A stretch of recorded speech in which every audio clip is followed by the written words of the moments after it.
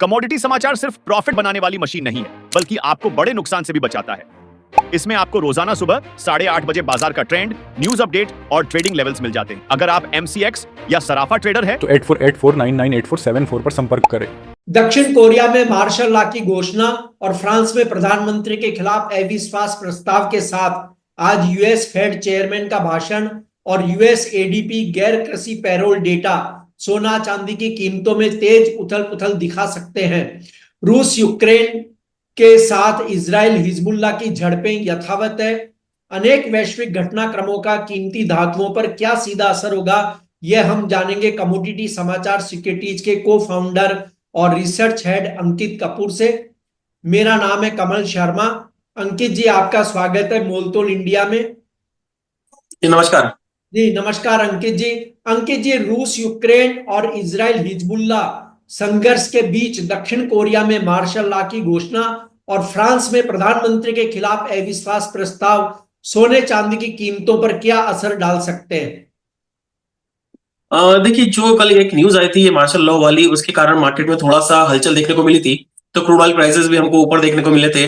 लेकिन ये एक तरह से ग्लोबल टेंशन नहीं है, ये एक उनका अंदरूनी मामला है। इसको बहुत बड़ा चढ़ाकर देखना ऐसा गलत होगा।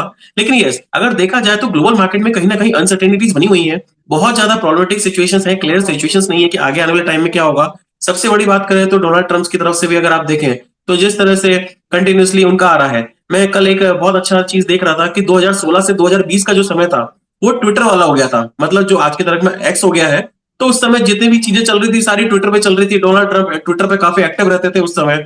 तो अब 2024 से 2029 का समय वापस से वही आ गया है। तो जितने सब्सक्राइबर्स हैं, जितने भी ट्रेडर्स हैं मार्केट के अंदर, उन सभी को ट्विटर पे मतलब एक्स पे काफी फोकस रखना पड़ेगा, क्योंकि कब कौन सी न्यूज आ जाएगी, इसका इम्पैक्ट कब क्या पड़ेगा। मार्केट में वॉलेटिलिटी जितनी बढ़नी थी उतनी ज्यादा बढ़ना और स्टार्ट हो गई है। मार्केट में अनसर्टेनिटीज के कारण इस समय क्लैरिटी देखने को नहीं मिल रही है। तो जितने भी टेंशन अराइज हो रहे हैं, देखिए जो मार्शल लॉ लगा हुआ है साउथ कोरिया की तरफ में, वो उनका इंटरनल मैटर है। कहीं ना कहीं उनको लग रहा है कि हमारे यहाँ पे नॉर्थ कोरिया का इन्फ्लुएंस थोड़ा सा बढ़ता जा रहा है। उस चक्कर में उनको एक मार्शल लॉ फोर्स करा गया है। लेकिन कहीं ना कहीं उनको भी आगे चल के पछतावा होगा कि एक उनका गलत डिसीजन है, जैसा कि न्यूज में आ रहा है। वहीं अगर बात करें तो ग्लोबल मार्केट की जो रशिया वाला मैटर है वो अभी ठंडा पड़ा हुआ है, तो उसके कारण कोई मूवमेंट नहीं है। अगर लास्ट टाइम अगर आपसे बात करें तो लास्ट टाइम में जो हमने आपसे बात करी थी उसके अंदर बोला था मार्केट में कोई भी ट्रेंड नहीं है, रेंज बाउंड रहेगा। और ये रेंज बाउंड ट्रेडिंग सेशन दिसंबर तक तो एटलीस्ट चलेगी। अगर डोनाल्ड ट्रंप आते हैं उसके बाद में जिस तरह से वो बातें कर रहे हैं इसी टाइप से रहा तो अनसर्टेनिटीज बनी रहेंगी, लेकिन मार्केट में क्लैरिटी देखने को नहीं मिलेगी और दोनों तरफ के ट्रेड देखने को मिलेंगे, चाहे वो गोल्ड हो चाहे सिल्वर हो। कमोडिटी समाचार सिर्फ प्रॉफिट बनाने वाली मशीन नहीं है, बल्कि आपको बड़े नुकसान से भी बचाता है। इसमें आपको रोजाना सुबह 8:30 बजे बाजार का ट्रेंड, न्यूज अपडेट और ट्रेडिंग लेवल्स मिल जाते हैं। अगर आप MCX या सराफा ट्रेडर है तो 8484998474 पर संपर्क करें। जी, और आज यूएस फेड चेयरमैन का भाषण है। यूएस एडीपी गैर कृषि पैरोल डेटा भी आने हैं। फेड चेयरमैन के स्पीच से क्या उम्मीद है और एक ट्रेडर को इन दोनों पर कैसे गौर करना चाहिए, और बुलियन बाजार पर आप क्या प्रभाव देखते हैं?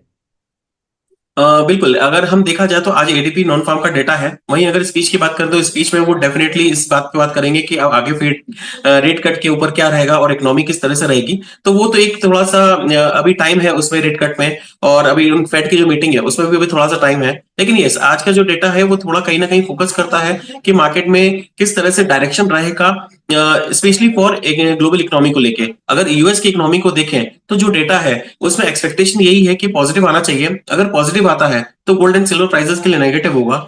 अगर आज का डेटा पॉजिटिव आता है, मेरा फिर से कहना है कि अगर आज का डेटा पॉजिटिव आता है तो फ्राइडे का जो नॉन फॉर्म पेरोल डेटा है वो बहुत इंपॉर्टेंट है, वो भी हमें काफी पॉजिटिव आता हुआ दिखेगा।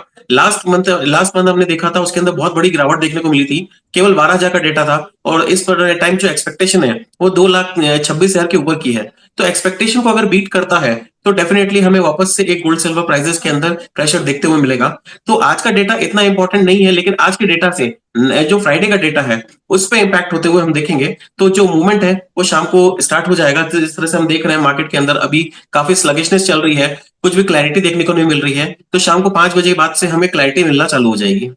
जी, और अंकित जी, सोने चांदी के ट्रेडर्स को अब असल में क्या सावधानियां बरतने की जरूरत है, जब हम देख रहे हैं कि यूरोप मध्य पूर्व में अशांति है, साउथ कोरिया का भी मसला है, इस बीच डोनाल्ड ट्रंप हर रोज एक नया इशू छेड़ रहे हैं अपने बयान देकर, जो अभी आपने कहा। बिल्कुल सही बोल रहे हैं। तो ट्रेडर्स को सबसे पहले ये ध्यान रखना चाहिए कि स्टॉप लॉस इस समय बड़े हो गए हैं, तो सबसे पहला उनका है कि रिस्क मैनेज करके चलना चाहिए। रिस्क मैनेजमेंट में उनको अपनी क्वांटिटी कम करनी चाहिए। देखिए, इस मार्केट में अगर आप ट्रेड कर रहे हैं टेक्निकल एनालिसिस या फंडामेंटल एनालिसिस पे, तो थोड़ी सी क्वांटिटी कम करके रखेंगे तो आपको परेशानी नहीं होगी, क्योंकि वॉलेटिलिटी बहुत बढ़ चुकी है। आज अगर हम देखें तो चांदी समवेयर अराउंड 90,000 के आसपास ट्रेड कर रही है, और 1% भी अगर मूवमेंट होता है तो 900 रुपए का हो जाता है। वहीं अगर गोल्ड बात करें तो गोल्ड आज पे 77,000 के आसपास चल रहा है, तो 1% भी अगर मूवमेंट करता है तो 700 रुपए के आसपास हो जाता है। तो $100 की मूवमेंट भी हमें आजकल कॉमिक्स में देखने को मिल रही है। तो थोड़ा सा रिस्क को मैनेज करके चलिए तो थोड़ा बेटर रहेगा। अगर बात करें ट्रेड्स की, तो ट्रेड्स में कहीं ना कहीं अभी भी थोड़ा सा पॉजिटिव बना हुआ है गोल्ड एंड सिल्वर, तो शॉर्ट टर्म में एक थोड़ा सा अपसाइड देखने को मिल सकता है। लेकिन फ्राइडे का दिन जो रहेगा वो थोड़ा सा कॉशियस रहेगा। तो मेरा यही मानना है कि अगले दिसंबर महीने में ट्रेडर अगर इंट्राडे ट्रेड करेंगे या शॉर्ट टर्म ट्रेड करेंगे तो बेटर रहेगा। पोजिशनल ट्रेड करने वाली अभी कोई सिचुएशन नहीं है। जिस तरह से मार्केट में कंडीशंस बनी हुई है उसमें यही क्लियर होता है कि जब तक कोई क्लैरिटी नहीं है, क्योंकि जितने स्टेटमेंट जब भी आते हैं, अगर आप पास्ट भी देखें, जितना स्टेटमेंट ज्यादा से ज्यादा आएंगे उतना ज्यादा अनसर्टेनिटी बनती है और मार्केट में एक कंसोलिडेशन फेज स्टार्ट हो जाता है। तो हमने इस तरह से मार्केट में अभी कंसोलिडेशन फेज चल ही रहा है, थोड़ा सा वेट करना ज्यादा बेटर रहेगा क्लैरिटी के लिए। और जो ट्रेडर्स है उनको यही राय रहेगी कि इंट्राडे या शॉर्ट टर्म ट्रेडिंग ही करना बेटर रहेगा। जी अंकित जी, आपका कोई डिस्क्लेमर? डिस्क्लेमर यही है कि हमारा गोल्ड एंड सिल्वर में कोई भी ऐसा मेजर पोजीशन नहीं है। मार्केट में, फिजिकल मार्केट में अगर कोई पोजीशन हो सकती है, लेकिन M6 में हमारी कोई पोजीशन नहीं है, और ट्रेडर्स की हमारी कोई भी पोजीशन हो सकती है क्योंकि हम फॉल्स प्रोवाइड करते हैं। जी, दर्शकों से अनुरोध है कि वे अपने कमेंट्स इस प्रोग्राम पे जरूर लिखें। धन्यवाद अंकित जी, आपका बहुत बहुत शुक्रिया। Thank you sir.